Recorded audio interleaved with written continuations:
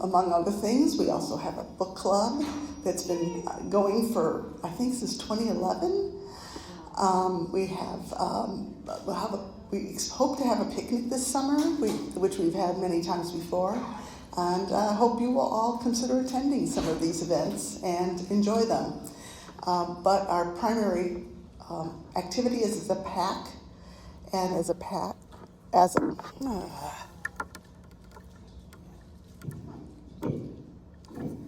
PAC, what we do is contribute to various candidates, causes as we see fit, and we hope that you will also contribute to that if you are able to and want to. Sometimes it's easier to, give a few bucks and let us figure out how to distribute it, so you don't end up on the mailing list. Okay, let's move on because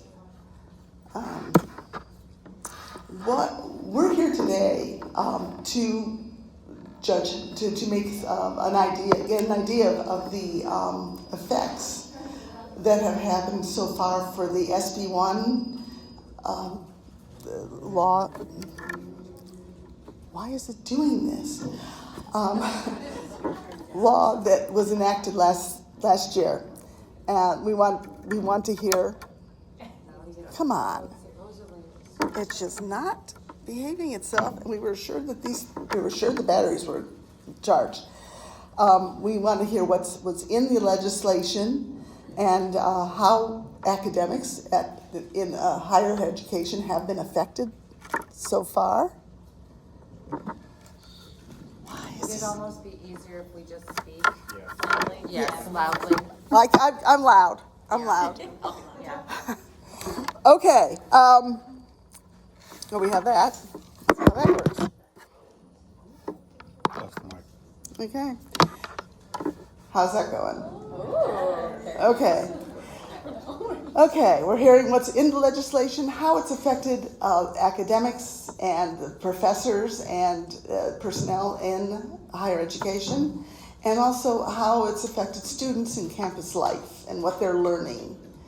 So when we know what the actual effects are and what the truth is about how this legislation is enacted and is affecting people, we can do something maybe about that. It's a lot easier to do something about something you know something about than if you don't know what's going on. We'd like to thank people, our champion sponsors, Jim Collier, Laura Oldham, and Moran Mitchell.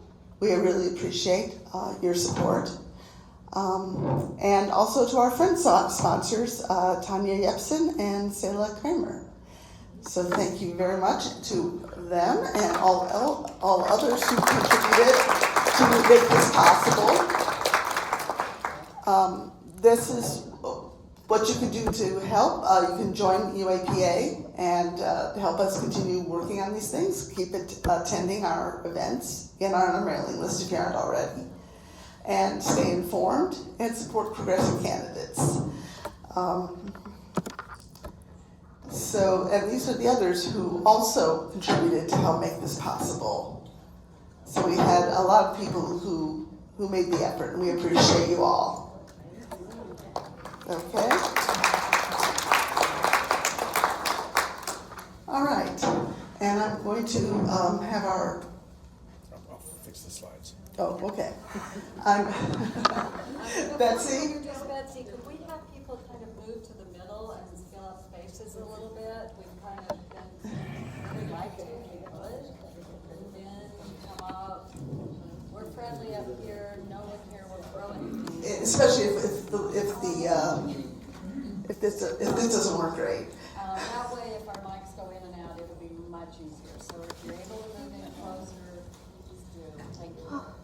Thank you. Okay. Betsy O'Rourke is our moderator, and we'll introduce our speakers. Okay.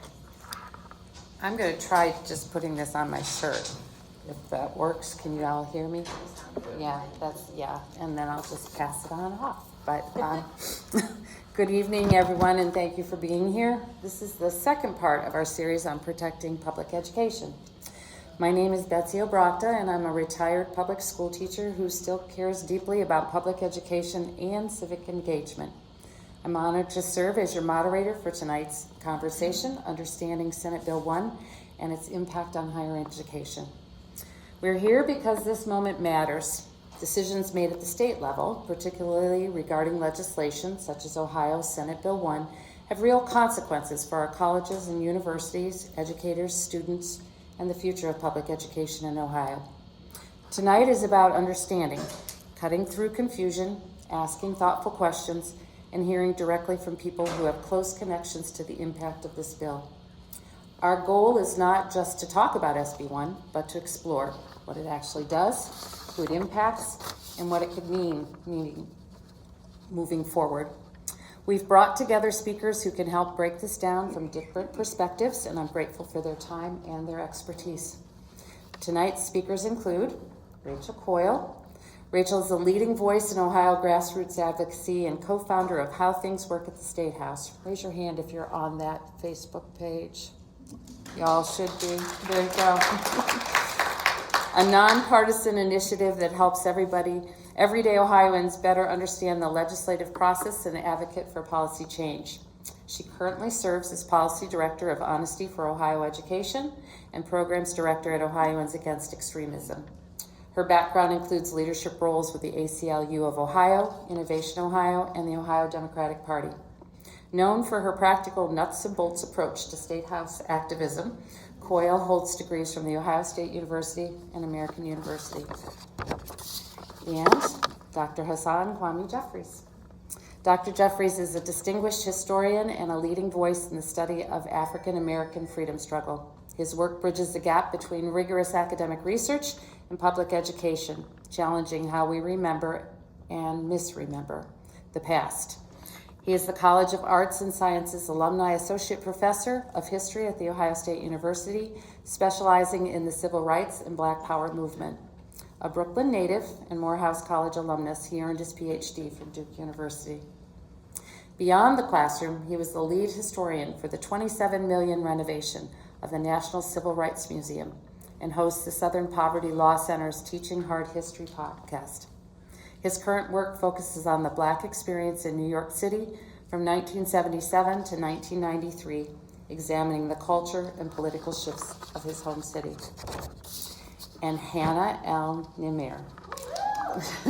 She is a very recent graduate of The Ohio State University, as of yesterday, with a Bachelor of Arts in Political Science and Journalism.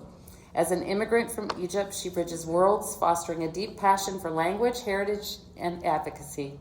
Her academic and professional interests focus on wrongful conviction, the intersection of religion and state policy, and conflict resolution and social justice in the Middle East. Hannah's commitment to advocacy is demonstrated through action, including her time volunteering in the refugee camps of Samos, Greece. She recently served as the Director of Communications for the Yay for Burris, Ohio State Representative District 7 campaign, where she led video production and creative content creation, and is the co-social media chair for the Palestine Children's Relief Fund, where she organized initiatives raising over $17,500.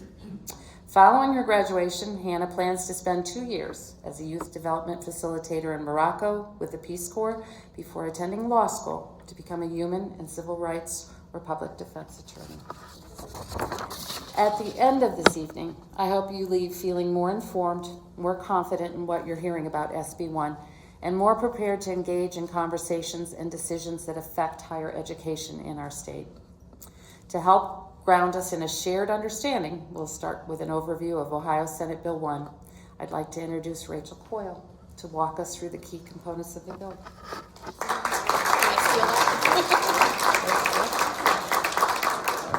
Thank you. You're welcome. Awesome. Hello. Okay, so do not get nervous about how much text is on these slides. It is mostly just so that I remember to tell you about them. And also, if anyone is interested in reading all the text, you are welcome. I can happily send these slides to you. The Senate Bill 1 is a law now. It is in effect now. It has been in effect since June of last year. So everything we're talking about now is already current law, is already impacting our universities, and it is a massive bill. It does a lot of things. There is no way to just in a few minutes tell you every piece of it. So we're going to give you kind of an overview of some of the most impactful pieces and how it's hurting our public colleges and universities in Ohio. Okay, so one of the things it does that you have probably heard about, because this is what the news talked about, it has a broad ban on DEI, diversity, equity, and inclusion, at the higher education level, so public colleges and universities. That's DEI departments, any job relation to DEI, contracting with any workers or organizations that involve DEI.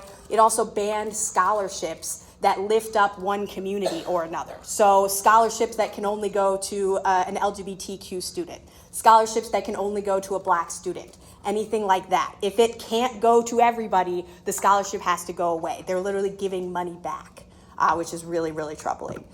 This bill also has a broad ban on DEI in orientations and training courses. So this is the part of the bill where we started to see professors scared to teach in their classrooms content that looked like diversity, equity, and inclusion. We actually fought really hard to get a very small piece added to this bill that was added to it eventually. That allowed for an exemption process. So these social workers, for example, of Ohio, went to the State House and they said, if this law passes in its current form, we will have absolutely no social work programs in Ohio at the public college level because our national standards for how to become a social worker involve learning how to care for different communities of people, which is DEI. So we would have to get rid of our all social work programs in the state. So they created an exemption program that allows for certain programs to ask for an exemption if they need it to exist in order to get the qualifications. So it is incredibly dangerous because of how broadly it is written that they have now had to create this process. We also don't know how well the process is working. We don't know if every exemption is granted. We don't know how long it takes to get those exemptions. Really, really problematic. So another piece of the bill involves the idea of what's called controversial topics, controversial subject matter. And the bill lists a bunch of examples of what they consider to be controversial. Anything that is the subject of political controversy. So climate change, climate policy, electoral politics, foreign policy, diversity, equity, and inclusion, immigration, marriage, abortion, all of these topics that are obviously going to come up in pretty much every class in some way or another. And there are a lot of pieces of this now law that ban or restrict discussion of these topics. So for one example, the universities in Ohio are no longer allowed to take stances on any of these topics or anything connected to them. So in 2020, you saw a lot of universities coming out in favor of the Black Lives Matter movement when the George Floyd protests were going on. That kind of thing would no longer be allowed to occur, is no longer allowed to occur. Universities have to stay out of anything that could be even considered political. Universities also can't involve any kind of question that might come up in an interview process for hiring that might have a controversial topic connected to it. So can you confirm that your science professors think that climate change is real? Unclear. Can you confirm that a potential political science professor believes that the 2020 election was not stolen? Unclear. These are controversial topics under the law, so you probably should stay away from them in your professor interviews in public colleges and universities. There is also a prohibition, so a ban on support and training for certain concepts. So there are all of these different things that you're not allowed to discuss in staff and educator training. Anything in this list. And when you look at this list, you can see that there's a lot of topics that are not allowed to be covered anymore, including things like white privilege, including things like unconscious bias, the idea that you might accidentally have a bias in your head that you don't even know is there. They're not allowed to discuss the idea that one group of people in the past may have harmed other groups of people in the past, and that has led to inequality today. They're not allowed to discuss any of that in their staff training or preparations. And all public colleges and universities must let students, quote, reach their own conclusions about these controversial topics. So what we're seeing with this is a lot of professors are scared to touch these topics because they're afraid that if a student has a really harmful opinion that they share in class, they won't be allowed to correct that student. We had professors come in and testify against this bill that this would force them to teach both sides of the Holocaust, that they would not be allowed to teach what actually happened, how it was a horrific incident, and why it was so. Because if a student raised their hand and didn't believe that the Holocaust happened, the professor would not be allowed to correct them. And the one in that committee, when that testimony occurred, one of the legislators responded, if a student doesn't believe that the Holocaust happened, that's their right. It is their right to believe that. And you do not have the right to tell them otherwise. And that was the end of the conversation. That piece stayed in the law, and it is still in there today. There are other aspects of this bill, again, around that controversial topics idea. You cannot require a student to endorse or express a belief in any of these controversial topics or political stances in order to get their degree. So there's a lot of concern, again, around, can I put on a test a question that makes you affirm that climate change is real and made by human creation? Can I have a student on a test tell me who the president of the United States was from 2021 to 2024 or 5 because maybe that election was not valid? We don't know if a student could challenge if they see that on a test or not. And we will likely end up having to wait until there is some kind of lawsuit in order to find out. There are also prohibitions against what they call segregation, which sounds really nice until you think about it. Right now in Ohio, or in our universities, we had things that lifted up certain communities of people or helped them find other people with their same life experiences. So we had, when I went to Ohio State, there was the Black Student Union, the Black Cultural Center, that helped students, find community in these spaces. Those kinds of things are now considered to be segregation, and so they are preventing people from finding community with people who understand their life and their experience. They've also set up a massive piece of the bill is a complaint process and a punishment process for anyone who violates any of this law.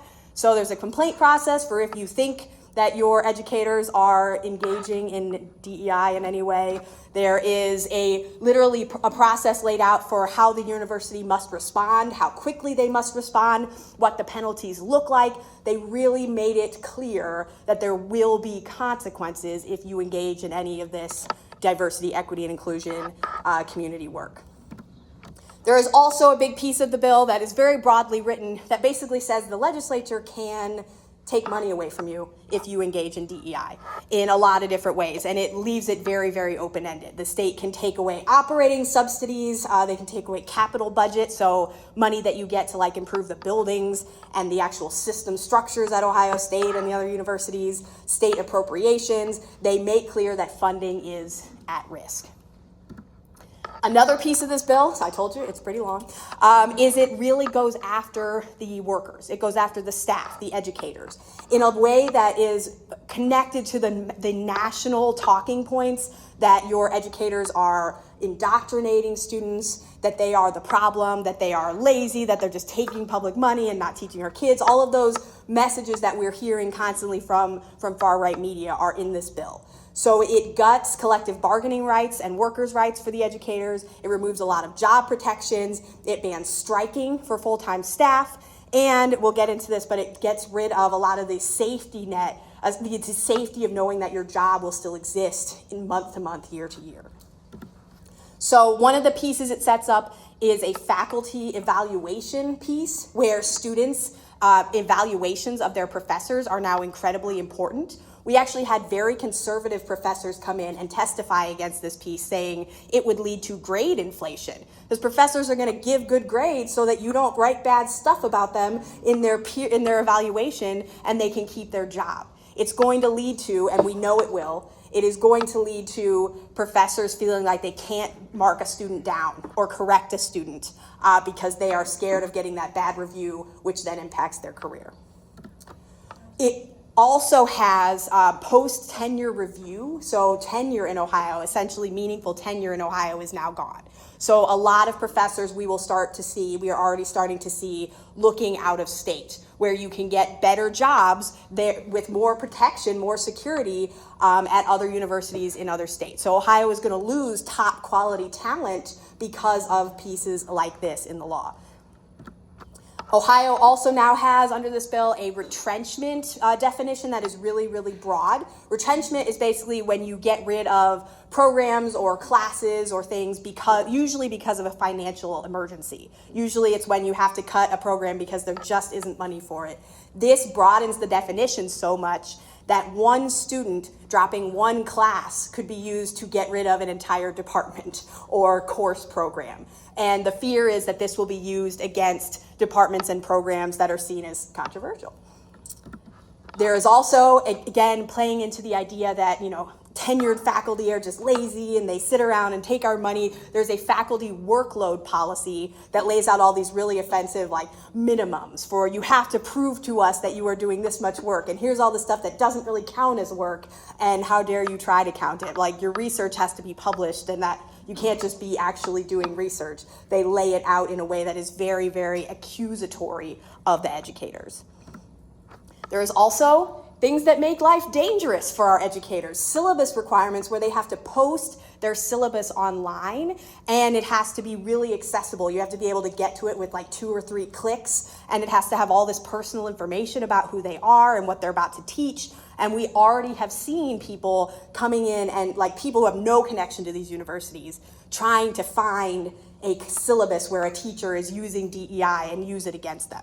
We know that there are people out there online looking for this information, trying to, they could show up to the classroom. It could become a safety issue for these educators. And again, heavily restricting collective bargaining rights, taking away things that can be bargained, taking away the strike possibility for full-time staff.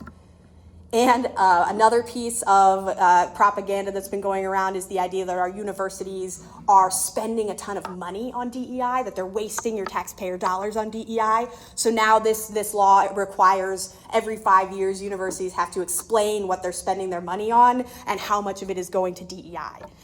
Which I imagine is very little. And then there is, in this piece you've probably seen in the paper, elimination of undergraduate degree programs if they're not giving out a certain number of degrees. That is happening. We've seen over 90 degree programs across Ohio now, just in the last year, disappear because of this piece of the law. The problem with this is, if you think about it at first, the idea that maybe they're only giving away a couple degrees means the program is not effective sounds reasonable, and then you realize that the point of a college education is that you be able to take classes in all these different areas and broaden yourself and diversify your knowledge base, and without having to major in that thing. Every student should have the opportunity to take a women's studies class without being a women's studies major. Every student should be able to take a Black history class without being a Black history major. And if these programs go away, it takes away the ability for students to take 1 or 2 classes in that subject that's not their major, which a lot of professors have told us is what was happening. Professors are telling us that these classes are always full. They always have kids in their classes. It's just that few people will major in the class and get a degree in the class, and now they don't even have an option to take that class anymore. And the one thing the bill does add into our state law, it took a lot of stuff away, it requires what they call a American civic literacy course. And it lays out, obviously, a very pro-America, positive history of America course that you have to take in order to graduate from our public colleges and universities. It also has a weird piece banning interactions with China. The initial version of this bill actually made it so that we couldn't have Chinese exchange students, and we fought really hard to take that piece out. So now you can have Chinese exchange students, but there's a lot of discussion around if you can interact with, for example, Chinese individuals who are working in your same field, if you can research together, if you can share data, if you can share information in your field that helps with both of your research projects. There's discussions around whether or not that is now allowed anymore.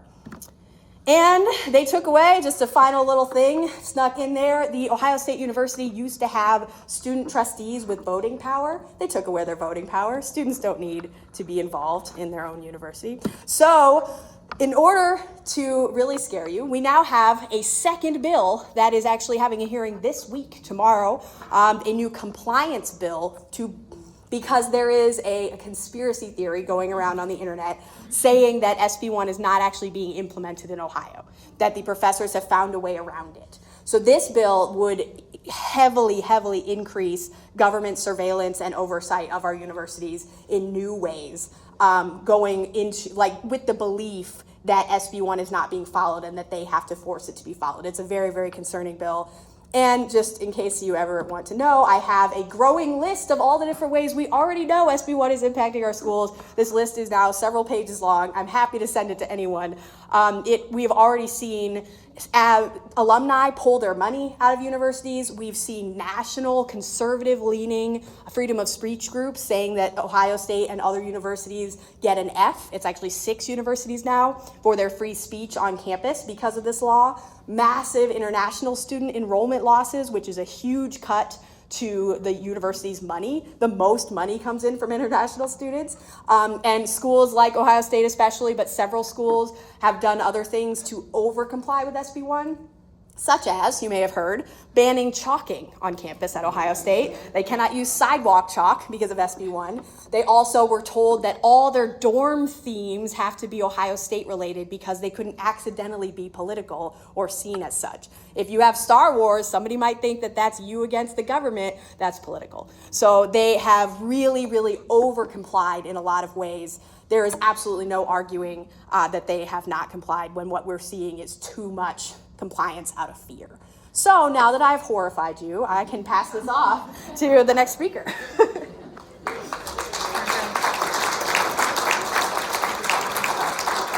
Thank you, Rachel, for laying that foundation. Building on that, we're now going to shift from what the bill says to what it means in practice. Help me in welcoming Dr. Jeffries.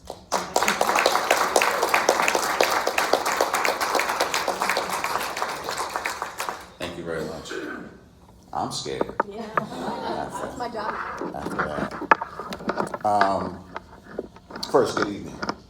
It is wonderful to be with you all here today. And I'm glad that, if I can stick this on.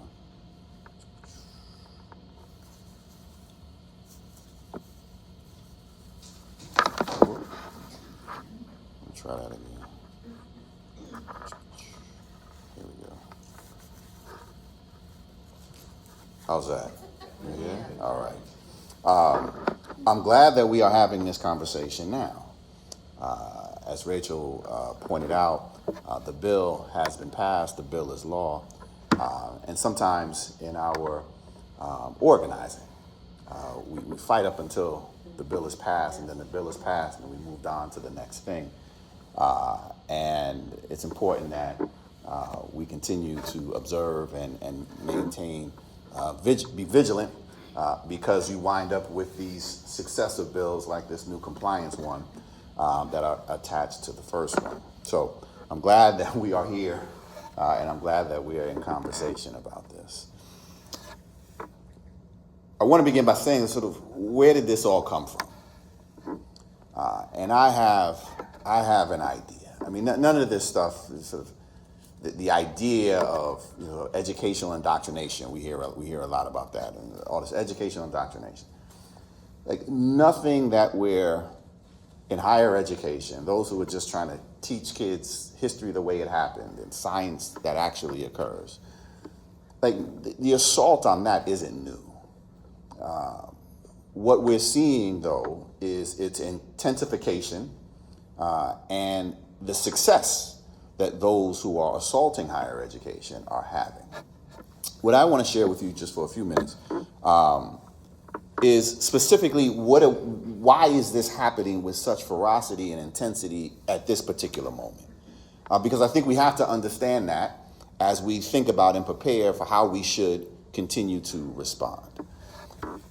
In the summer of 2020, in May of 2020, we had the Black Lives Matter protests.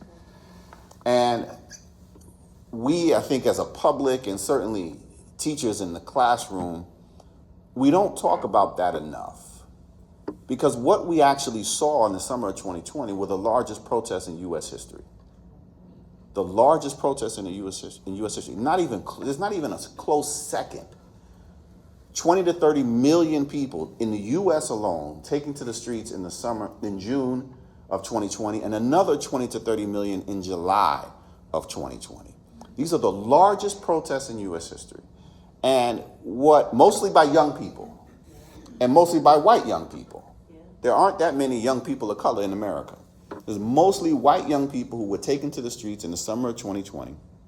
And they were demanding, yes, justice for the victims of police violence, George Floyd, Breonna Taylor, and others. They were demanding and joining in the chorus, calling for a recognition of black humanity. That's why we saw those beautiful murals calling for Black Lives Matter that dotted the American landscape. They were calling for honesty in education. Like, take down those Confederate monuments and let's talk honestly about America's past, both the Civil War and Reconstruction and Jim Crow. You want to talk about educational indoctrination. We know what we have experience with educational indoctrination. That's the lost cause narrative, right? But there was something else that these young people were calling for that we've sort of forgotten about, that really was more triggering than anything else. They were calling for an end to systemic racism. And that was new. It wasn't new for black folk. Black folk have been calling for an end to systemic racism since 1619. Like, we got off the boat and we're like, yeah, we think the system ain't gonna work for us.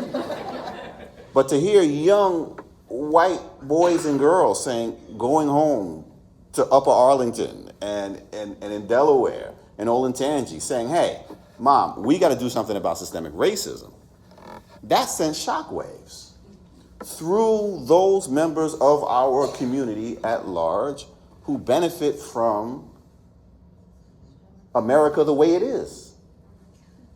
And when you have people calling for an end to systemic racism, there's really only two ways that you can respond. You can either do something or do nothing. If you do something, that means you have to change existing systems and structures. If you do nothing, you want to maintain existing systems and structures, no matter the harm they may be doing to people, but you have to provide a justification for it. Like, we still live in a democracy. And you have to give a reason, you have to rationalize why it is, especially in the face of tens of millions of people taken to the streets, why you are going to do nothing as an elected official in America. And the reason that was given for doing nothing, why we're not going to respond to these calls of our young people to change systems and structures in America, is because systemic racism, as they said, was not real. They said it wasn't real. Figment of our students' imagination. Young white kids going home talking about we need an end to systemic racism. That's not, we don't have to respond because it's not real. Well, then you say, well, if it's not real, then why are they calling for it? Why are they demanding it? Why are they in the streets by the tens of millions calling for an end to systemic racism? Well, the reason why they're in the streets is because they have been indoctrinated. This is where the educational indoctrination comes into play, and that becomes the front line of this assault on digging down against democracy and maintaining the status quo as it was. They said educational indoctrination. I remember in January and February of 2021, I started getting these calls and emails from journalists asking me about critical race theory. And I was like, why are you asking me about critical race theory? It's like, yeah, people, it's a simple framework for understanding America. Simply saying that if you want to understand America's past and present, you have to understand the ways in which race and racism play out, particularly in the law. That's it. It's not even that complicated. But they're asking me about this because that became the catch-all phrase. That became the way in which those who didn't want to change anything were convincing people that their children had been indoctrinated and therefore we don't need to listen to them and their calls. In fact, let's take it a step further. Let's double down and now change what our children can learn in the classroom. the last, whether we're talking about, and we saw it, I talk about Newton's third law of social movement motion. For every action, there's an equal and opposite reaction. What we saw in the summer of 2020 was an action. It was young people taking to the streets demanding those four things, including developing a world and a society that was more equitable, more equal, and more democratic. That generated the reaction. The reaction we saw, on the one hand, was immediately a wave of voter suppression laws. Like, this begins after January 6th. Georgia leads the way. In the summer, in January 2021, we'll see a massive wave of voter suppression laws. So we can't separate out what we're talking about in terms of education and the world of education, K through 12 and now higher education, from the political realities that existed in the moment. So we have this wave of voter suppression laws, in large part because 2020, contrary to the idea that it was the most fraudulent election in American history, it was in fact the most open and free election in American history because of the pandemic. The pandemic allowed governments, state governments, to open up, create access for more people to participate in the political process. And so what we then see is a pushback against that. So on the one hand, we have these voter suppression measures that also need to have a rationalization. And part of that rationalization is the election was stolen. The election was fraudulent. But what really animates people is not the electoral stuff, although that's what elected officials on a political right in this instance are really after. What gets them out is this educational indoctrination component, right? Like, we have to maintain our political vice grip on America. Otherwise, this is what's going to happen to your children. And that animates people. That animates people on the political right. You remember the school board rallies? Some of them were happening here and in Virginia and elsewhere. So then we begin to see state legislatures passing these educational indoctrination laws that apply specifically to K through 12, right? And they become first anti-critical race theory, then it's anti-African American studies policies. We saw this specifically targeting African American history and African American studies. You recall in 2022, 2023, when the College Board came out with an AP African American Studies exam and class that had been in the works for more than a decade. Florida is like, oh my God, you can't have that. Ron DeSantis, you can't have that. That's educational indoctrination. And then, anti-LGBTQ plus curriculum. We saw that down in Florida again. And, we look at Florida. Florida,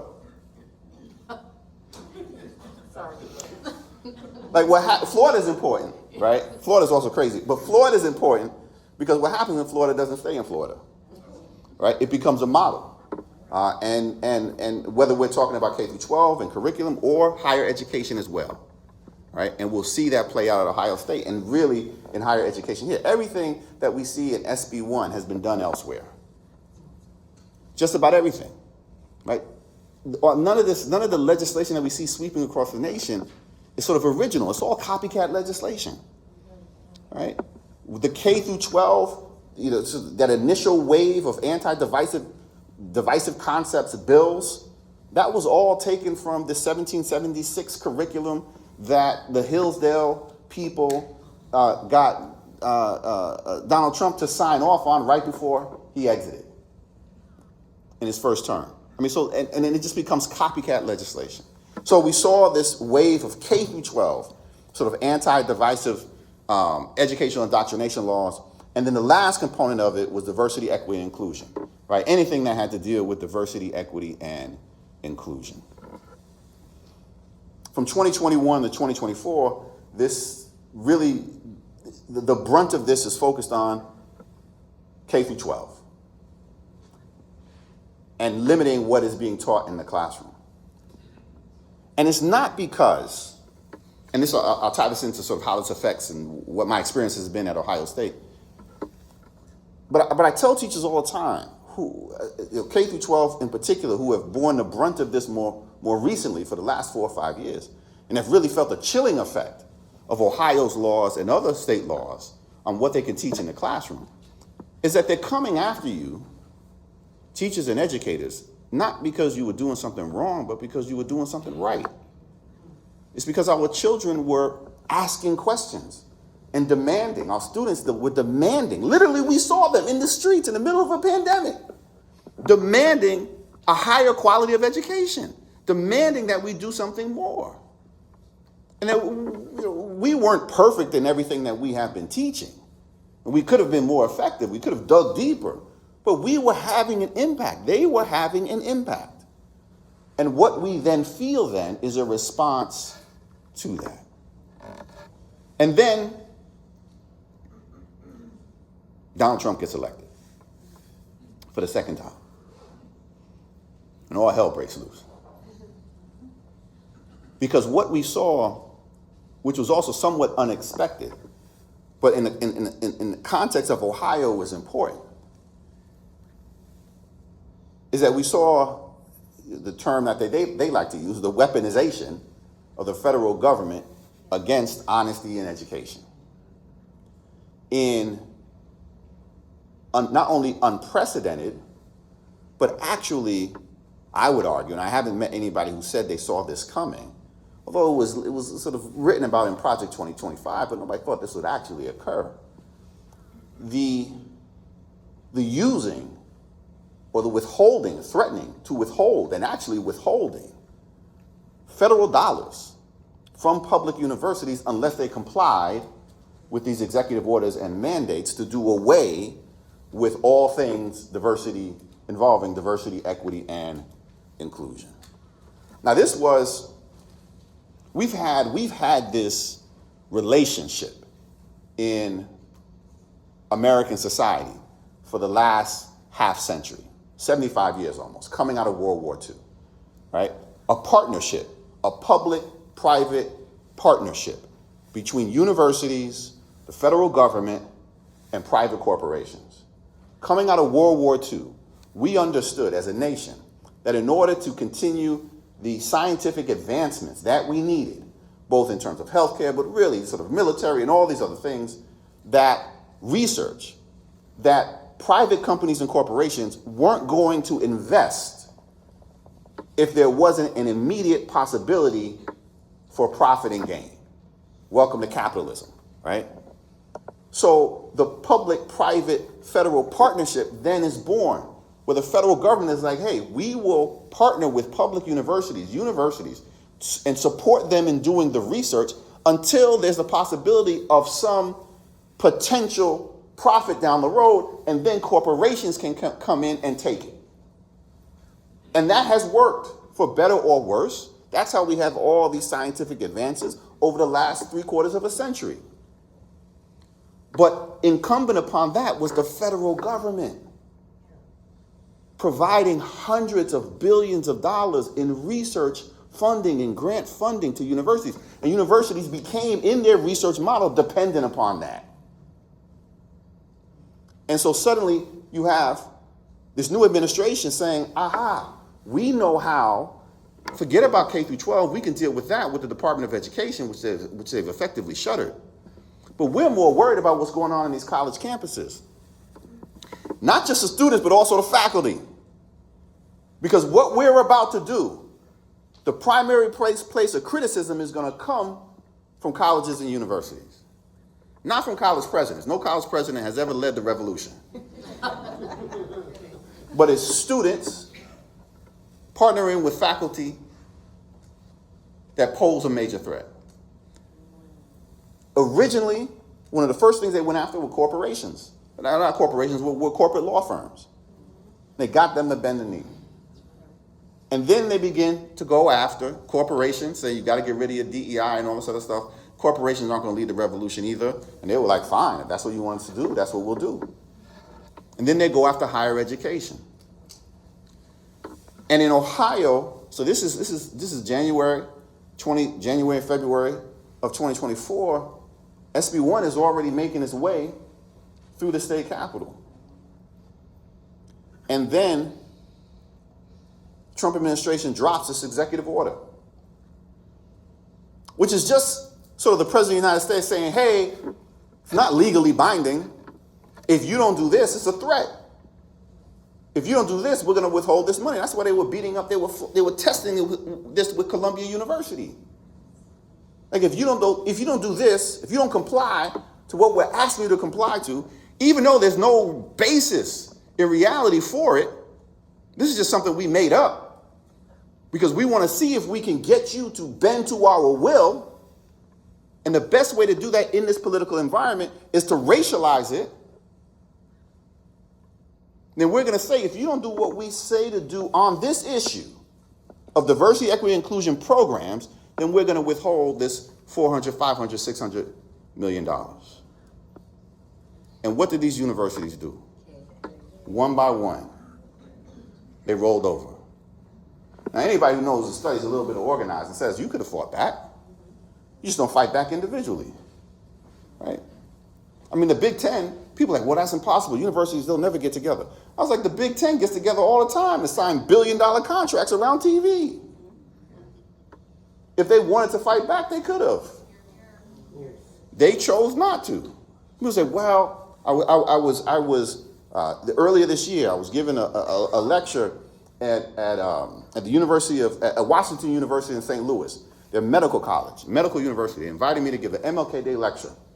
And I was like, hey, if you still having an MLK Day lecture, I'll come. I was like, there you go. So, after giving the talk, and then it was staff, it was faculty, staff, physicians, students, packed house, and essentially the president of the medical college, vice president of the medical college. This is a really nice guy who's about to retire.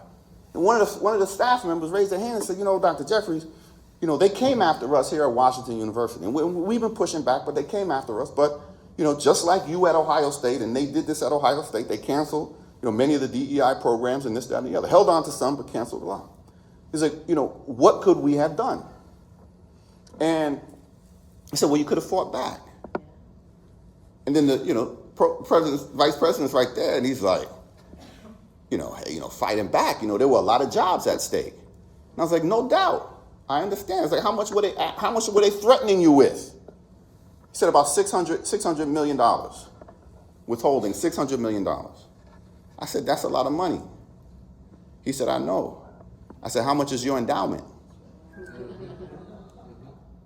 Endowment's about $14 billion. I said, but you didn't tap into the endowment. He said, no, it's more complicated than that. You can't just draw on the endowment. I said, if there was ever a time, given all the brilliant people that you have in your university, to figure out how to weather the storm for 2 years, this would have been the time. But inherently conservative, right? So they don't. And it's not just Washington University. We see that playing over and over and over again. Now, Ohio State does something different. Because you have SB1, because you have a conservative state legislature, even before SB1 becomes law, this is in February, we have February 27th, Ted Carter calls this press conference. So the executive order has been passed. You already have universities who have said this is non-binding. We're going to push back on it. Ted Carter calls this press conference, saying we're doing away, sunsetting is the fancy little term that they use, right? You use that instead of saying we're getting rid of this shit, which is what they were doing. It says we're sunsetting this. All of our diversity, equity, inclusion programs. SB1 had not been passed. This was that voluntary compliance. Now, Ted Carter, he was brought in to oversee the Floridification of Ohio State University. That was his mission. Now, we had a little hope for him. We were like, he's coming out of this military background, so maybe, the one people up until now who understood the need for diversity and inclusion was the American military. Had a carve out, in fact, by the Supreme Court. So we thought there was some little hope there, but this guy had no courage. And so he came in and he did this voluntary compliance. Now, he had a chance right here. And I called for him. I said, you know what? You don't have to do this. You're at the end of your career. You can resign right now with dignity. Make a stand. He should have took my advice.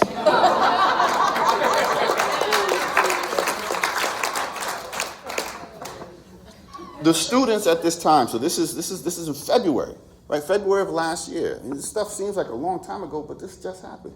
The students last year, these are the students at that meeting, I mean, they were furious, right? They were like, why, how are you doing this? Because at the time, they're not talking about, they didn't impact the teaching, right? But the structures that were created to support students. For the last 60 years, we've created, this is not just black students, although they go after sort of programs that initially impact black folk, because white folk are willing to give up black people. So this created the model. This is why they were going after African American studies and diversity, equity, and inclusion. Because they're like, no, this is what white people, y'all are willing to give that up. When you want to. Because had the Trump administration said, we have an agenda and we're going to withhold from Ohio State $400 million or so if you do not address the racial inequality on the football team, because there's too many black young men on the football team, or basketball, it's clearly discriminatory. So you need to address that. And if you don't address that and fix that and get rid of that, then we're going to withhold this money. The state legislature would have told them to go to hell. It never would have happened. And that's as ridiculous a proposition as you need to get rid of these programs that are creating support that we know work, that we know help students not just arrive at the university, but thrive at the university. And these kids who were there understood it. They knew how they got there and they knew what was sustaining them. For 60 years of programs that have been created, refined for people's success, making the university better. And when this press conference occurred, I was actually in Washington. I was at a board meeting for the Smithsonian's National Museum of American History because they were already under assault as well. And so I'm in DC. I was teaching at the time, I'm teaching a class on civil rights. It's one of the major classes I teach. So all that stuff that we ain't supposed to be talking about, like we talk about it. It's like, that's what the class is about. Contemporary politics and everything. So we're having that class. And this was a different class. Only because for the last couple of years after the pandemic, students were in a different place. And I was having difficulty really connecting with them and getting out of them what I'm used to getting out of my students, particularly in that class, on the civil rights movement, social change, and I just wasn't getting what I needed from them. And so at the beginning of that semester, I decided to change up how I was teaching that class. So I used to do fun stuff. We used to have discussions and debates and all this other stuff. And I went in and I said, look, we're changing all that. This is a lecture class. Y'all just have to sit and listen. Because that's the only way I'm going to know that you're getting what you need to get out of this stuff. Until something changes, this is how we're proceeding. So in February, we've been in class for a month and a half, and it's been straight lecture. And I thought they were pretty good lectures. But I don't know if it's sinking in. We haven't had a test yet. I don't know what these kids are getting in this particular moment. And then this happens, right? And I'm in DC. And suddenly I started getting emails from students who are in that class saying, hey, Dr. Jeffries, have you heard about what Ted Carter just did? You heard about the announcement? And the first email I got was from a young white girl who was a freshman, first-year student, by the name of Addison, from up in Northeast Ohio. And I rarely get first-year students because it's like too much reading and they're like, But Addison, I could tell, was already, doing good stuff. Submitted a couple of reflections. Like, okay, Addison's a serious student. And Addison emails, she's like, Dr. Jeffries, I don't know if you've heard about this, but it's come to pass, and there's going to be a rally on Tuesday on campus. And I want to know if I can go. Because the rally started at 1 o'clock, class started at 12:45. And I get the email on a Saturday, on a Friday. And over the next 2 or 3 days, I get about 20 or 30 emails from students. There's 90 students in the class. A third of the students in the class are emailing me asking me, because I got an attendance policy, you need to show up to my class. And And they're like, can we go? Can we go? So finally, I just sent out an email to the class. I said, listen, I know what's going on. A number of you have asked if you can miss class on Tuesday. I said, listen, just come to class. Class starts at 12:45. That protest starts at 1 o'clock. Just come to class, 12:45, and we'll talk about it. And I emailed Addison, and I said, Addison, I need you to come to my office hours on Monday. Addison shows up to office hours on Monday, and she has this like this scared look on her face. And I'm like, Addison, what's wrong? She's like, I emailed you on Friday. I didn't hear anything back till Sunday. And then you said, come to my office hours. She's like, am I in trouble? I was like, oh, my bad. I was just busy. I was dealing with DC stuff. I said, no, you're not in trouble. I said, but what I want you to do, I want you to do me a favor. I said, in class on Monday, I'm going to call on you, at the beginning of class, and I'm going to ask you to share with the students why you think it's important for you to go to this rally. And then I want you to ask any other students if they want to go with you. And if anybody goes with you, then y'all can leave. Now, I didn't tell her that a third of the class had already told me that they want to go. But we sat there and we talked. She was like, what will I say? And then we talked about what she might say and how she might think about this. And then I said, all right, I'll see you tomorrow. She said, okay, cool. I understood, because not only are there new prohibitions against what students can chalk and do all this other stuff on campus, we've also been prohibited from encouraging students to participate in a rally and do sort of the basic civic work of education. Ohio State's motto is education for citizenship. And so I was like, listen, I knew I can't tell these students to go attend this protest, even if they want to. But I also don't say anything about telling them not to. So I'm like, I'm already resigned to the fact that there's probably a good chance at some point they're going to fire me at Ohio State. But I'm just not going to make it easy on them, right? You're going to have to do some work to get me. So I told the students, I said, look, come to class on Tuesday. On Tuesday, we're in class, 90 students in the class, and I call up Addison. Addison comes up. I said, Addison wants to say something to you all about attending this protest. Addison comes up, and she pulls out this little notebook with some notes. I didn't know what she was going to do. She had the notes going for a while. And then she starts talking to her classmates about why she thinks it's necessary for them and important for them to attend this protest, specifically against SB 1.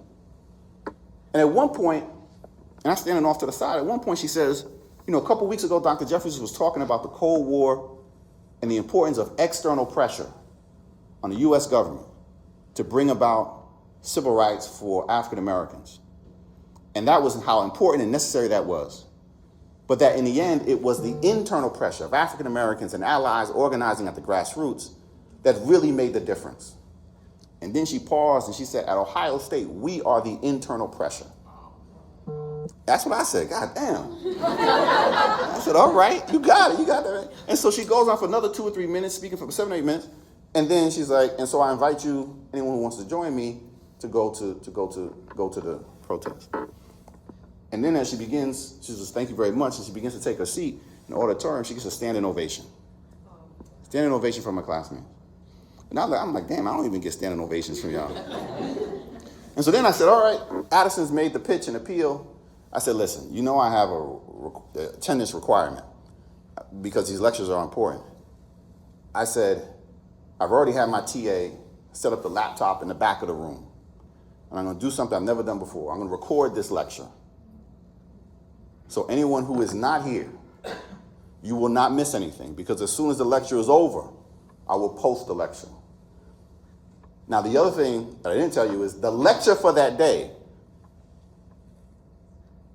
was on the Selma voting rights campaign. Now, I'd be a fool if I was like, y'all can't go on that day, right? Just take my degree away from me. And so I said, anyone who wants to go, y'all can go. And sure enough, every single student in that class of 90 got their stuff, headed out the door. Headed out the door. And I proceeded, Rachel, to give the best lecture I ever gave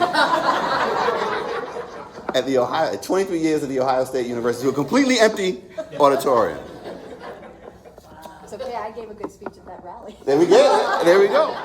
And so then I say, so this is about the students, right? So the impact is on us as faculty members, but it's really about the students too. So students weren't caught unawares from this. Now they are impacting. We'll see that in a second. I'll just take 2 more minutes if that's okay. That's okay. Okay, thank you. I mean, I was taking them anyway. I know. When the clock strikes 2:05, which is the end of our class period, I know the lecture ended up a little early, and I sat there with my TA. TA was like, "Hey, are we gonna go out there?" I said, "Yeah, but we're not gonna go out before 2:05, and we're not gonna make it easy on them to fire me, right?" I said, "We gotta wait till they can't say, oh, we saw you out there before class was over." Like, no. So we waited till class was over, and I said, "Come on, we're gonna head out there." And so we head out, and I begin to see. Cause I was like, the students, I was like, did they go or not? There were over 1,000 people who are out there, faculty, staff, students, and community members, and the students in my class are out there, right? And I started walking through the crowd, and I started seeing them, right? And they're like, "Oh, Dr. Jeffries, you came." I was like, "I wasn't gonna let y'all come out here by yourselves," but I also didn't tell them that I was gonna be speaking,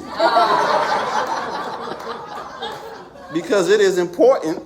That was the New York came out important. It is important for faculty to speak up. Especially because this affects us. Yes, we can't strike and all these other things, but it affects the quality of education that our students receive, right? Like if we can't show up for them, then we don't need to show up at all. Just leave the university.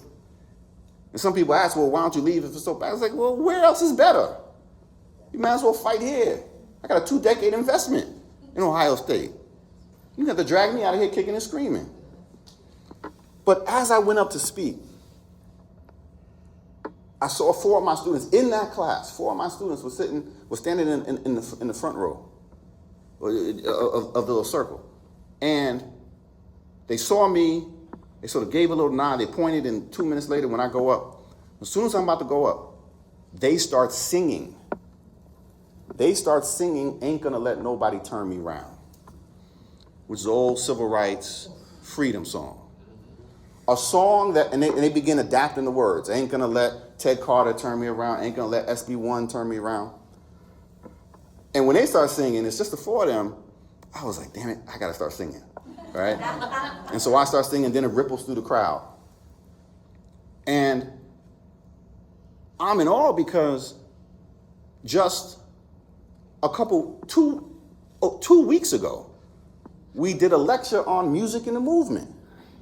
And I had all of the students get up and they had to create these different freedom songs using it, and here they were applying it in real time. And so I give my remarks, and as soon as I'm done, I make a beeline to those 4 students. And one in particular, Gabe, because he was the ringleader, I could tell. And I said, "Gabe," he's like, "Dr. Jeffries, it was a great speech." I was like, "Thank you very much." I said, I didn't have a freedom song like in the bingo cards. And he said, "Oh," he said, "No," he said, "Dr. Jeffries, 2 weeks ago when we did the lecture, he said, you said that SNCC organizers would always sing a freedom song at mass meetings, at marches, to sort of bolster their courage and get ready for what was to come. And they always sang it before. So we decided that you needed your freedom song. And so we gave it to you." That's these kids. That's the education for citizenship. That's not educational indoctrination. It's saying this is the history and how we've created change. And they're thirsty for it. But now they're also scared. What can they say in the classroom? What can I say in the classroom? How is that going to be twisted? Who's going to hear it? Is it going to be reported? What happens if I wind up on Fox News? Like, the kids are saying this. I got an inbox full, like this, none of this stuff is new to me. I got an inbox and voicemail full of hate mail that goes back years. And it just ebbs and flows. I was like, oh, libs of TikTok must have said something, because now I got these extra emails. Turning Point must have me in something, because now I got these extra emails. Like, it's not new. But the kids are determined to face it. So the effect of it, like, yeah, like in the classroom. I mean, for me, like has it impacted students? Yes. Has it impacted the community? Yes. Like on campus, like staff have been let go. But I think how will it, like the larger impact, I think, is yet to be felt. Because the people who are still there are people who still had the trainings, who still understand this, the value of having these conversations in meetings. Not saying that, look, everybody's abiding by it. So again, the conspiracy, they're like, no, it's real compliance. They're making you comply. But they also said, if this is what you teach, this is what you teach. That's also in compliance with the law. But what's going to happen in 4 or 5 years? Or 5 or 6 years if we don't push this pendulum back? Then we are really going to roll back. You're going to have people who are like, no, it doesn't matter if we haven't hired a woman in 5 years. Yeah, it does. Like, what are you doing here? So even though right now the waters are still choppy, like it can be a lot worse and will get a lot worse if we don't push back hard on this.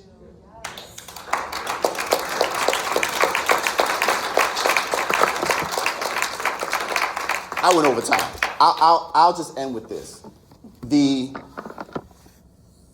I do get asked. I kid sometimes because SB1 comes along and I'm like I forget I'm a state employee. I just be saying shit. I be like, damn. And people will ask, like, are you afraid to lose your job at Ohio State?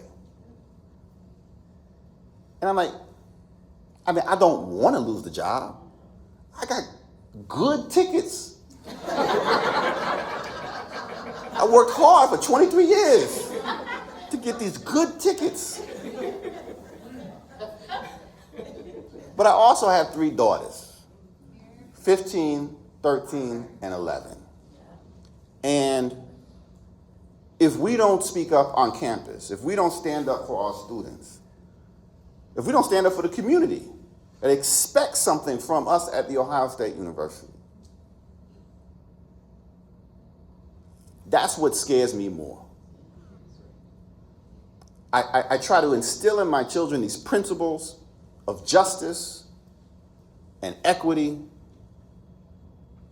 that this is something that we should be fighting for at all times. And I'm more afraid. I'm not afraid to go tell them we don't have any more season tickets. I can explain that. No longer at Ohio State because of this. What I am afraid, and what I refuse to do, is to tell them why I'm still at Ohio State. Yes. And compromise my principles. Yes. Yeah. I'm not afraid to lose my job, but I am afraid to lose my soul. And that's what this is about.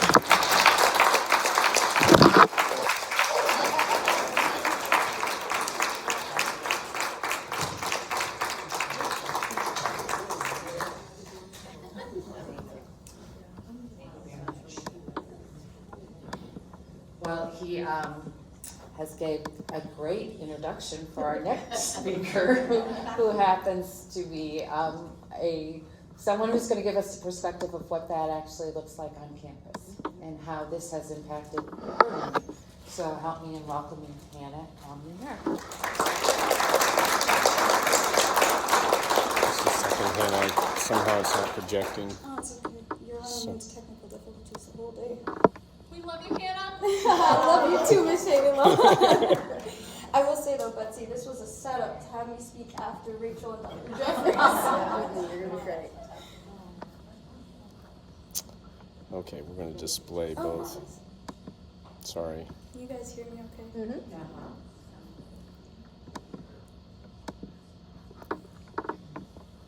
There we go.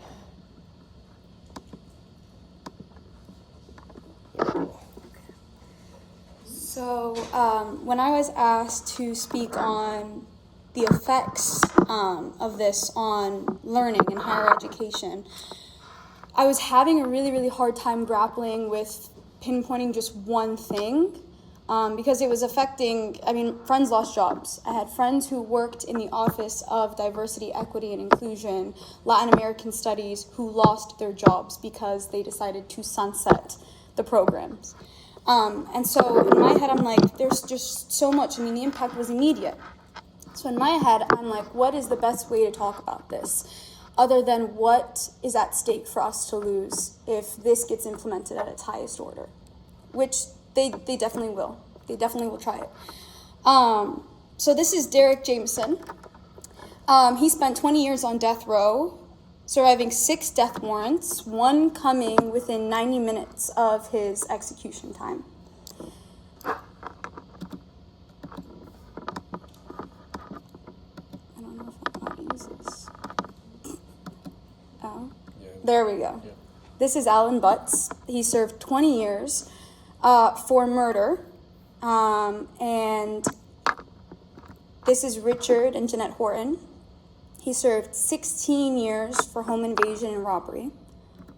This is Lorenzo Vasquez.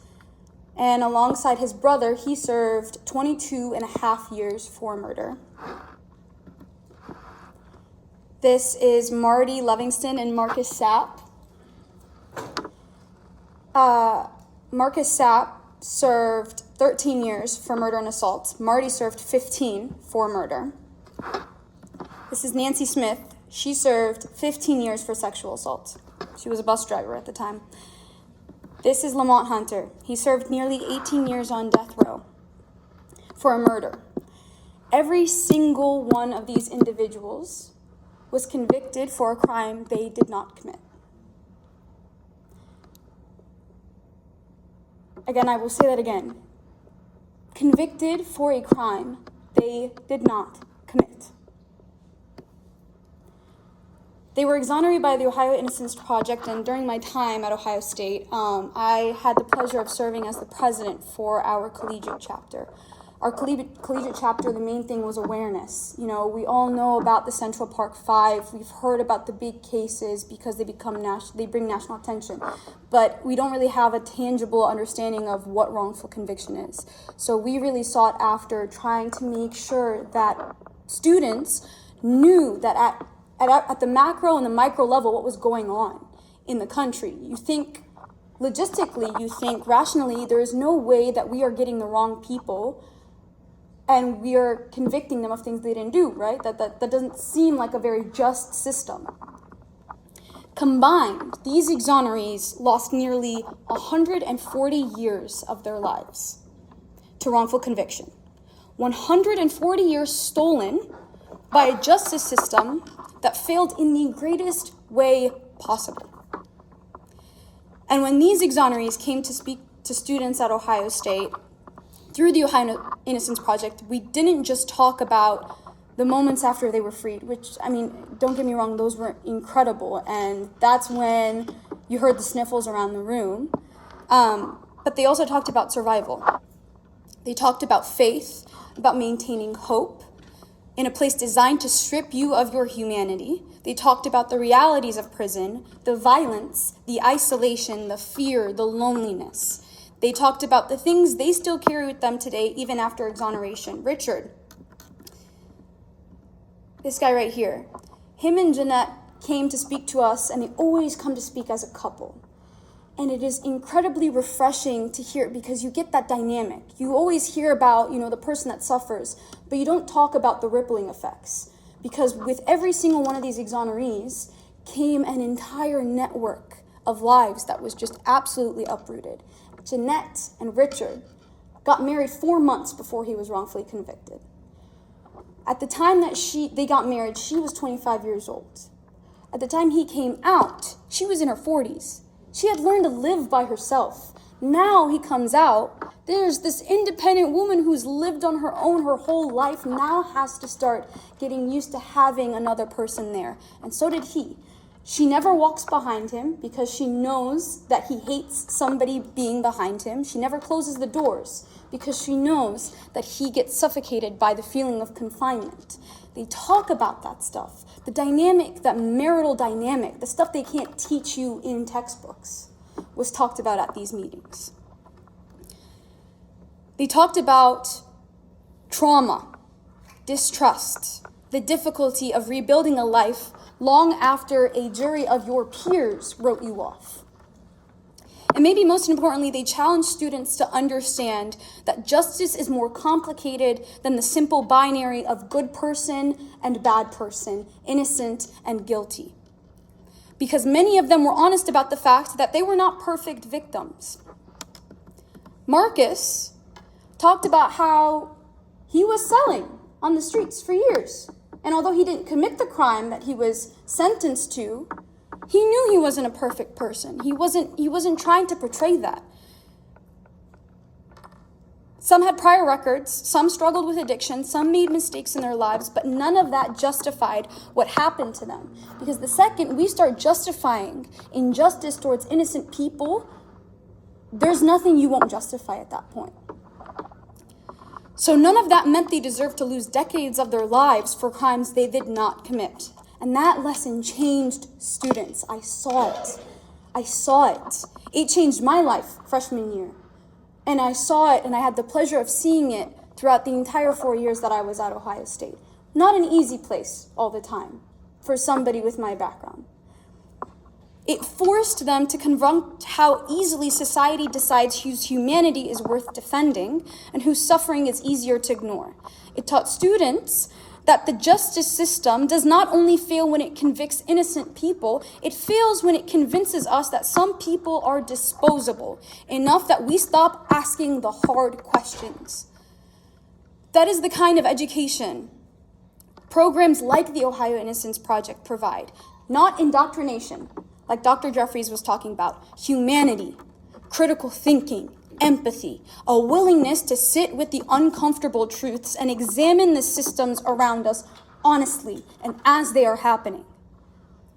What proponents of SB1 will tell you is that we are too focused on the history of racial discrimination and gendered violence and religious violence, that we need to move on, focus on the here and the now, that events like the Salem witch trials, the Trail of Tears, slavery, Japanese internment camps, Jim Crow, or the aftermath of 9/11 when it came to living as a Muslim in this country, or as Mr. Vivek Ramaswamy puts it, were times where we fell short of our values. But the stories I just shared did not happen in a vacuum. What happened to those exonerees and many others was not just the result of evidence tampering, witness misidentification, junk science, confirmation bias, police corruption, prosecutorial misconduct, or inadequate defense.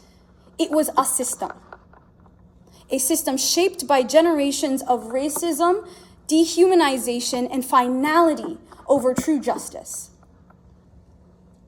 Because when Black Americans are disproportionately criminalized for generations, that history doesn't just disappear. When we nearly execute 11 people, because the Ohio Innocence Project, and this is important as we come up to the gubernatorial race, we almost executed 11 innocent individuals that we know of. 11 death row exonerees from the Ohio Innocence Project. When indigenous communities survive state-sanctioned violence and displacement, that history does not disappear. When people are taught whose lives are disposable and whose pain is believable, that history does not disappear. So no, we will not just forget about slavery, because its consequences are still embedded in the institutions around us. It is what convicted Marcus and Marty. It is what convicted Richard Horton. It is what convicted hundreds just like them. We will not just forget the Trail of Tears, because this country was built through the forced removal and genocide of indigenous people. We will not just forget Emmett Till, because the weaponization of race, fear, and false accusation has never stopped being relevant to conversations about justice in America. And we cannot pretend wrongful convictions exist separate from that history. They are a part of it. And I graduated from the Ohio State University, if you can't tell by the balloons that Michaela set up, just yesterday.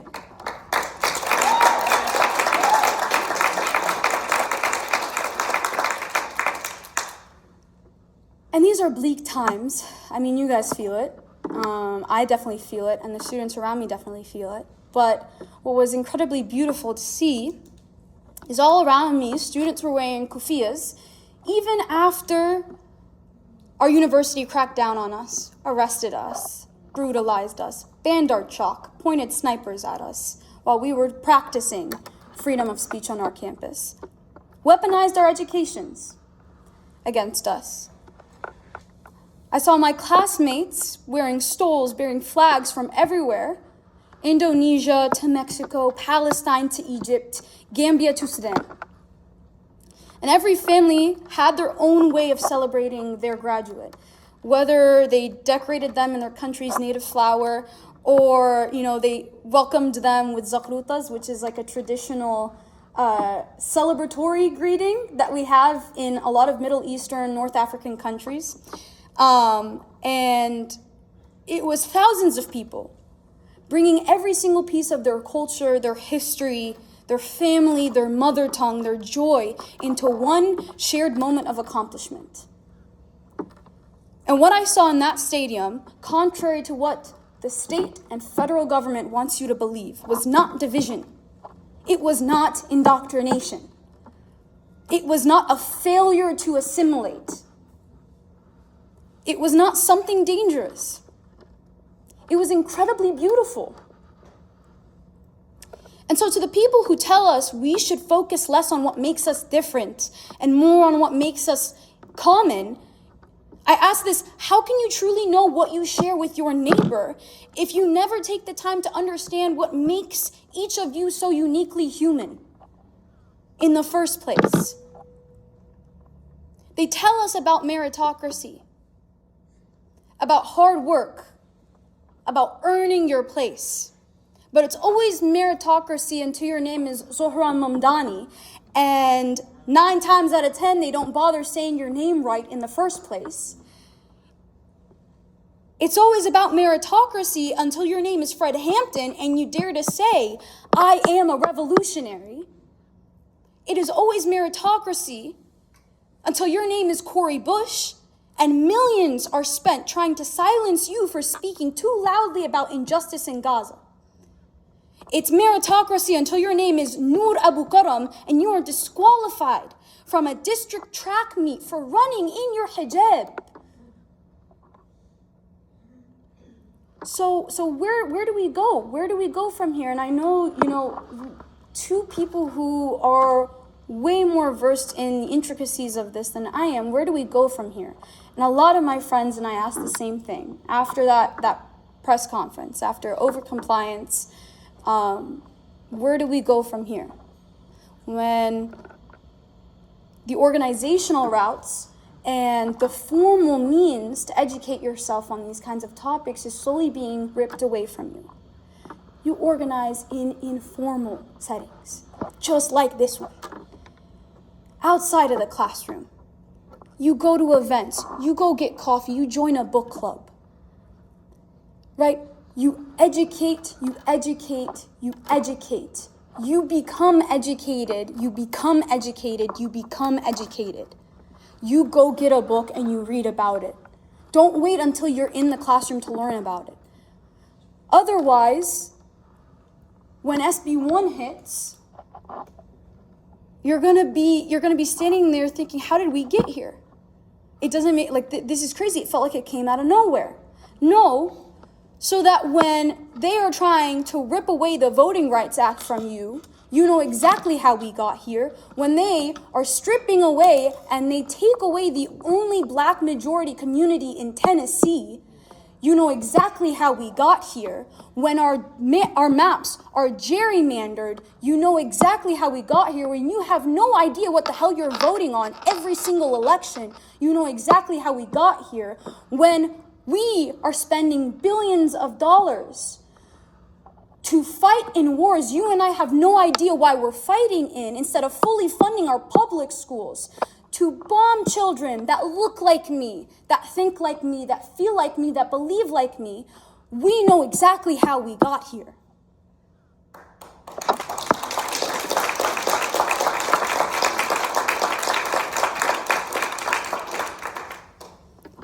you look at my mother, she's in the front row, she has her phone up. She's grinning and always...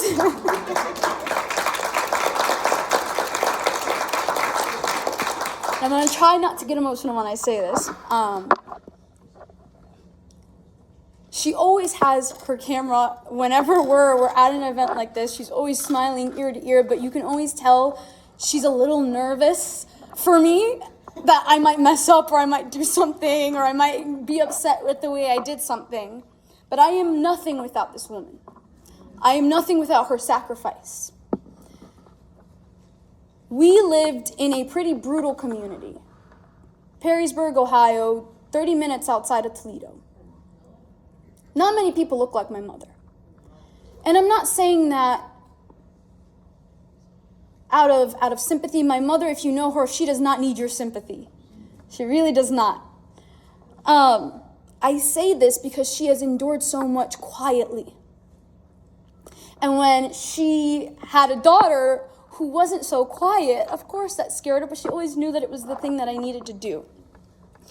I am her selflessness, her unconditional love, her thirst for knowledge, and her undying love for Egypt.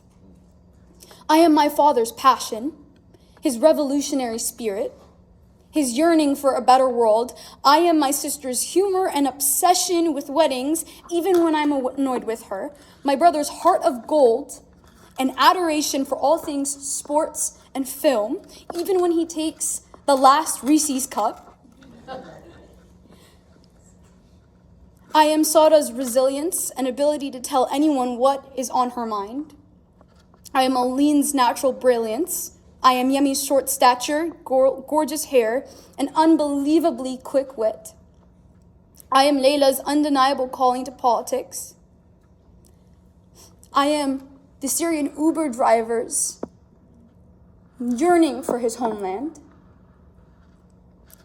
I am the Yemeni store owner who shares my mother tongue. I am my parents' sacrifice. I am their tenacity to dream.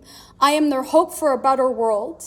I am Derek, Alan, Richard, and Jeanette, Lorenzo, Marcus, Marty, Nancy, and Lamont's resolve to fight for a better life than the one that was promised to me. I am a culmination of every single person I have ever met. Agree, disagree, share in their way of life, way of eating, way of philosophy or belief.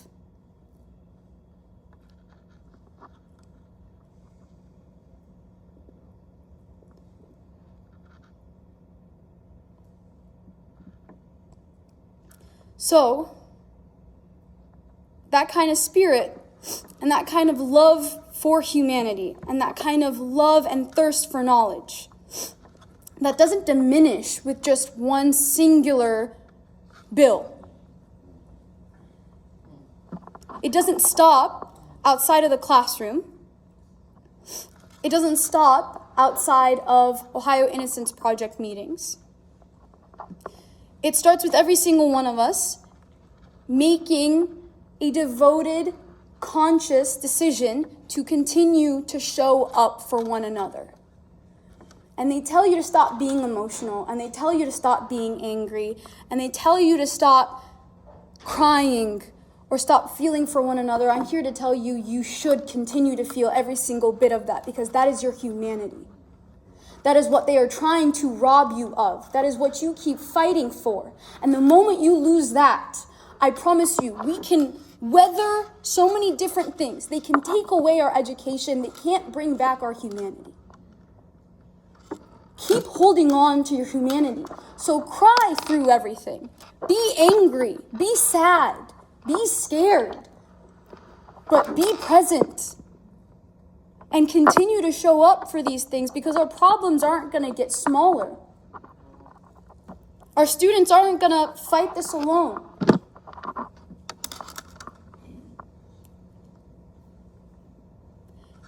And I don't care what the state or the federal government has to say about what I saw at that Ohio stadium. I saw beauty in that. I refuse to take something so beautiful and make it ugly. That is diversity.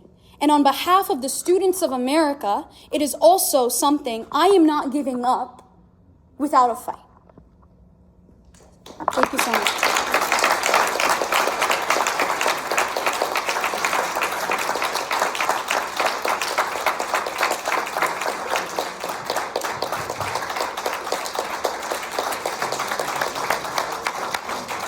Well, I think she wrapped things up beautifully. I don't think I could add anything more to that. We do have a few minutes that we could do some questions, I believe. So. I was a teacher. I taught at CCAT. I taught film classes. And I sort of discovered in the process of teaching film history that in the process of teaching film history, I discovered that it was a process of different groups being allowed to be part of representation in film. And it was so I taught film history from the point of view of American history. It was really wonderful. I mean, I taught Gentleman's Agreement, which came out after World War II, and the students were stunned to see the prejudice and the limitations on Jewish people, you know, and that's what that film was about. And then I talked about Paul Robeson, I talked about Sidney Poitier, and all of those things. I just want to say that as a teacher, again, a teacher has to keep their soul too, and you have to have the courage. Part of this is trust. There may be some, I mean, usually it's more a fear that somebody is going to come after you, that somebody's going to out you or something. But most of the students I ever taught were so grateful to have really interesting, thought-provoking things taught in the classroom. So I think it's true the students have to still care and write about and research stuff, but so do the teachers. You know, the teachers have to be there for them, regardless of what, you know, the stupid thing is. Where's your question?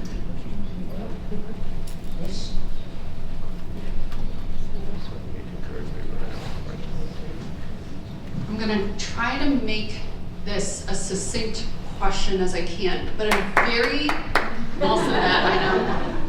But I was recently introduced to a concept, or somebody gave a name of something that I've always observed called the Overton effect, where we are systemically as a society moving further and further to the right because our line keeps moving, right? So John Kasich's not that bad.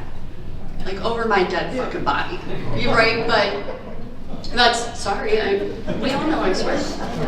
But, you know, but he said a couple of moderate, modest things, so he's not that bad anymore.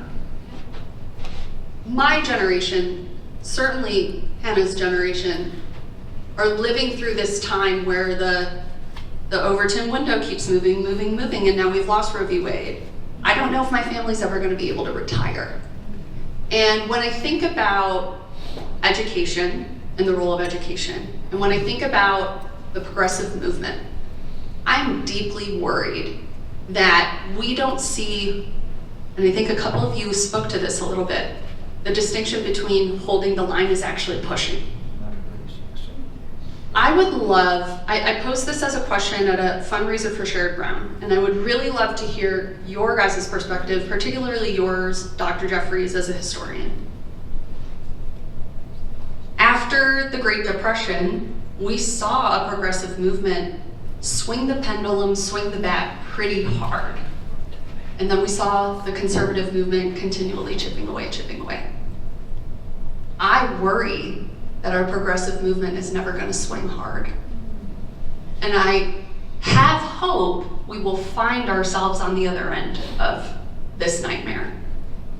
But will we have the people that are willing to lose their jobs to keep their souls in order to do it? So my question for you is, what are the policies? What is the vision?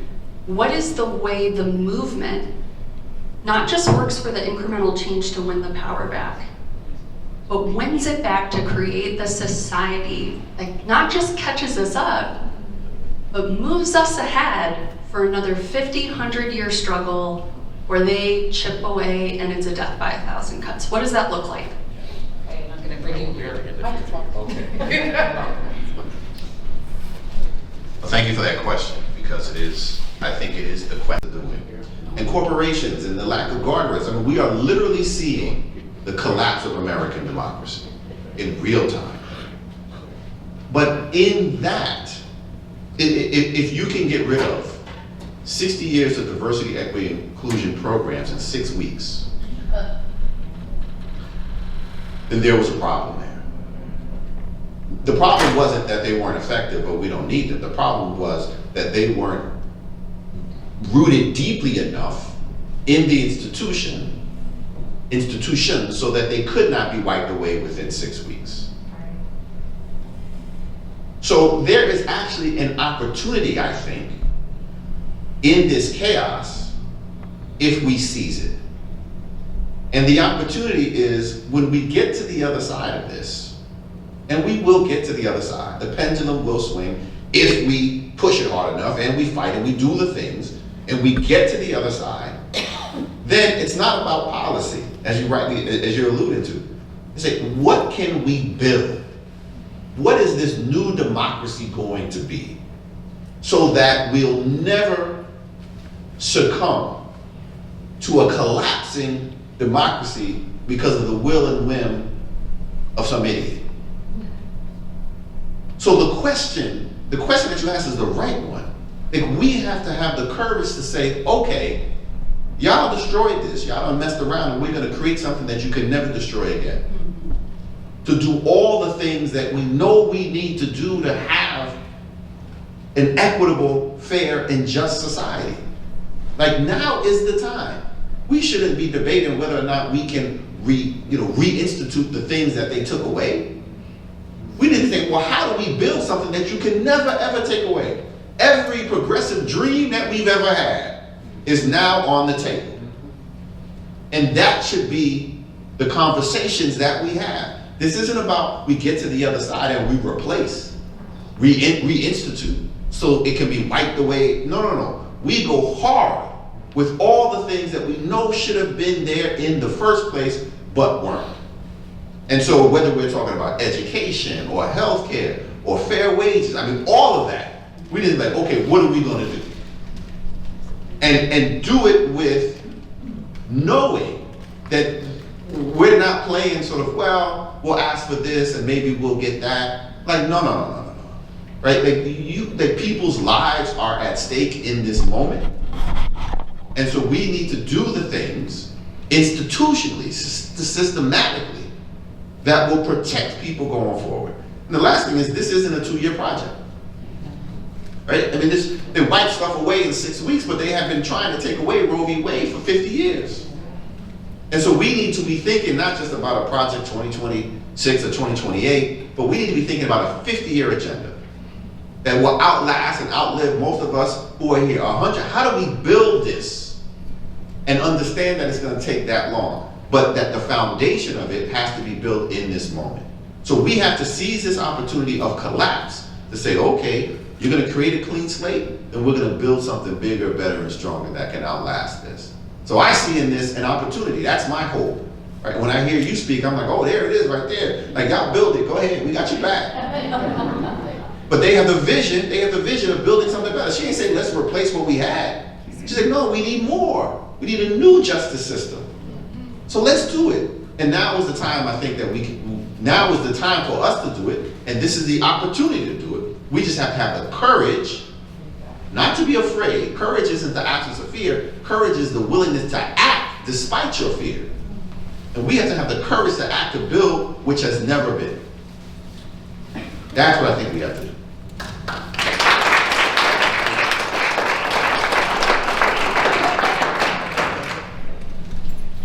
Go ahead. He's bringing the mic. Oh. All right, first of all, I'm very impressed by what has been said today. I would like to address the question of what do we all do now, today, tomorrow. But I have to tell you, I was a professor at Ohio State for 50 years, something like that. And before that, I was a faculty brat, starting in the 40s in Britain. All right, now at Ohio State, we have an organization called the Neil Legacy Society. You might have heard of it, some of you might have gone to their events. They invite alums who've given money, and people like me, and things like that. All right, I've been to a few of these dinners, and I've talked to alums, and I'm interested that almost everybody is extremely upset by what is going on. And it seems to me the alums are the ones who have to organize. You have to unleash them. Now, you may or may not know or remember that in the 40s, when we were worried about Taiwan and all sorts of things like that, they always threatened, they were threatened to send Shanghai feds to China to somehow change the problem. But I think we have to organize the alums, and there are over 200,000 of them, and they could make a difference. And one of the problems at Ohio State, getting money, I was chair of the research committee for a couple of years. I know a lot about how the system works. The administration never tried to make the case to the politicians. I mean, you have to make friends with these people and bring them over and get them to understand what you're doing. And that is something else you could do. But you have to get the alums together and organize them and not give up. Thank you so much for coming. Well, thank you for those comments. And we have like the most recent alum right here, and it would be wonderful if maybe you could speak and address. So,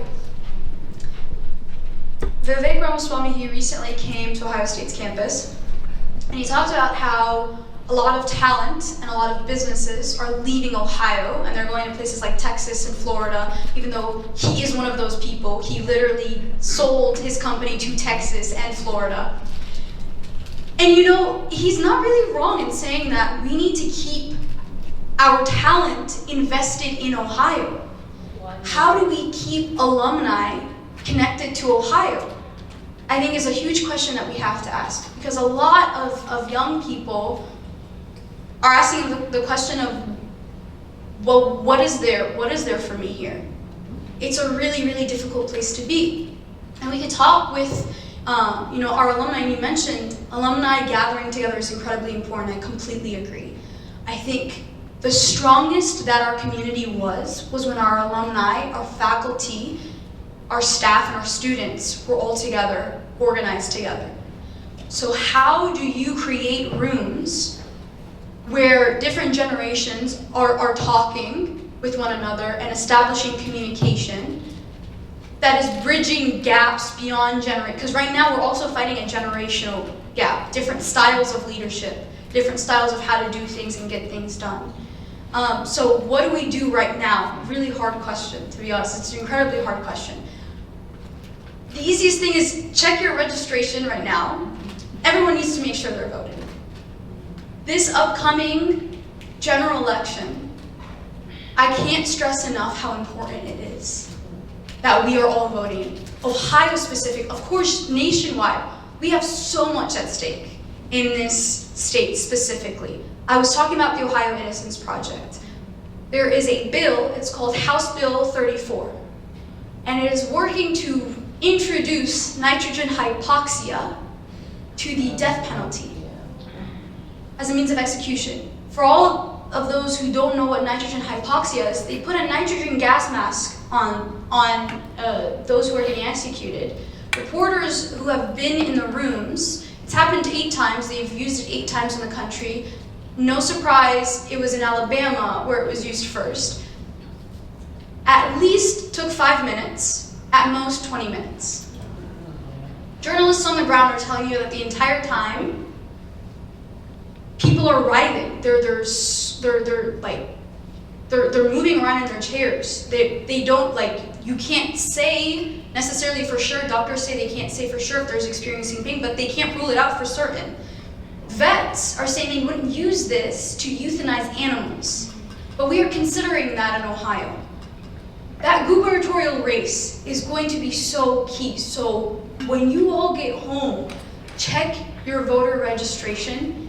Make sure you guys are registered to vote, and if you're not registered to vote, come up with a plan to make sure you're registered to vote. And we have good candidates that we can vote for. Exactly. Yeah. Exactly. Yeah. And while that happens, right, we've got to get people elected. We've got to get John Kulowitz elected. We've got to get Allison Russo elected.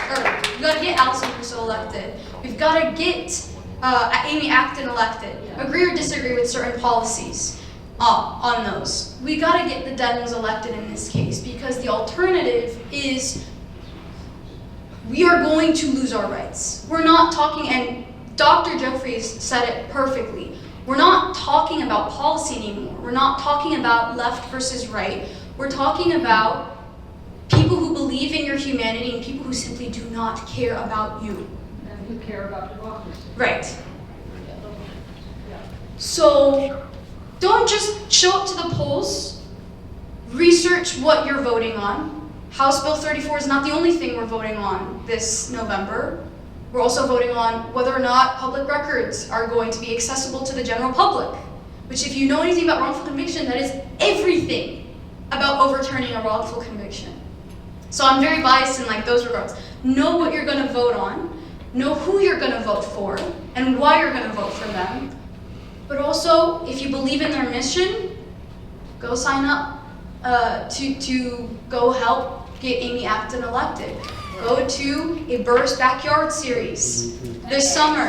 Not to plug in my former boss. Follow Ohio, how things work at Ohio State. Vote for how things work at the State House. Right. Follow what is happening. Keep tabs on what is happening.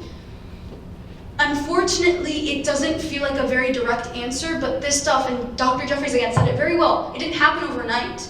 It's going to take us chipping away at this stuff little by little. So the way you show up in the rooms that they convinced you weren't important anymore for you to show up in, rooms like this one, keep showing up in those rooms. We're going to chip away at this little by little, but it takes consistency. It takes continually showing up. So in the small ways, in the big ways, don't lose hope in the small things that you can do for your community. So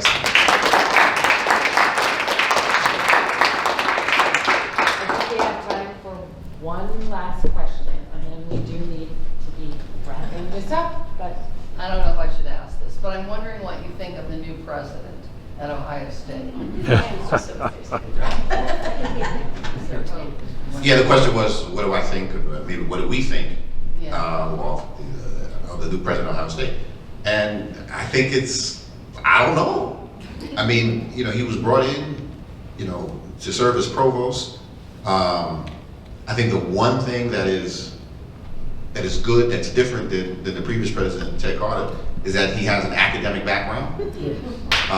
So, that's the little things, right? It's like, okay, he's an academic. Yeah, minor things help. That's no small thing. So it's in that sense, all right, we'll see. The verdict is out. I am disappointed though that it wasn't an open search. He hadn't been there that long.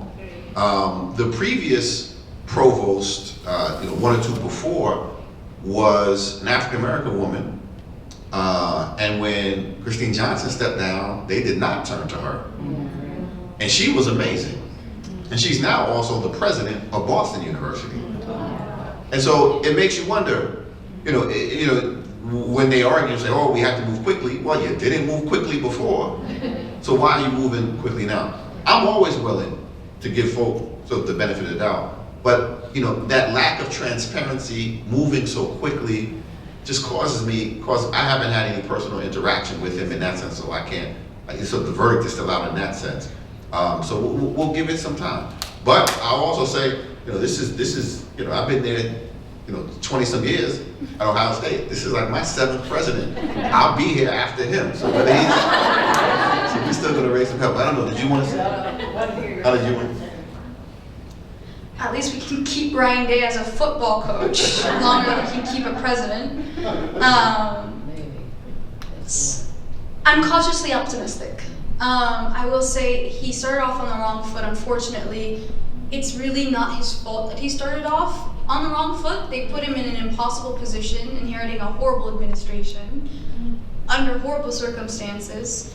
And in a way, I mean, you had faculty and students tell you, okay, he's out. We have one request. Open it up to faculty and students to see who this next person is gonna be. Because whatever we're doing isn't working. And immediately, I think it was like 2 or 3 days after, they announced that he was appointed. So it's just like, it's just, you don't care, it's just a slap to the face. And it's unfortunate for him because it's not really his fault. I'm hoping that he can, prove everybody wrong, but I'm definitely cautiously optimistic. I will say one thing, and I never really interacted with him, but I was a part of a senior class honorary. It's called Sphinx. It's like the oldest senior class honorary at Ohio State. And we have every year a faculty and staff recognition reception. It's where every single student from the 2 largest senior class honoraries bring a faculty or staff member that has made the most impact on them during their Ohio State career. It was President Belanconda's first event that he actually went to at Ohio State. And he said he loved it so much and that he was incredibly excited to come to the next one. And when he was asked why, it was like the diversity of what we're seeing happen across this campus. Having students learn from professors, but also professors learning from students. That makes me incredibly hopeful. Unfortunately, he couldn't be the speaker at our last time because he had a last minute thing come up. But it made me incredibly hopeful. And what I'm hearing from other students on the ground who haven't been happy with presidents in the past is that he has been incredibly, accessible to people. Only time will tell. Of course, you're very accessible when you're trying to schmooze the room and you're trying to make people like you. Only time will tell if you're actually going to follow through on what you're promising students. Yeah. So I think it's too early. He's only been here how long, weeks? A few weeks. So we'll see what happens. But it's hopeful. It sounds hopeful. So we'll see. We'll see. Yeah. Cautiously optimistic, I think, so that we don't let ourselves down too much. Would you please join me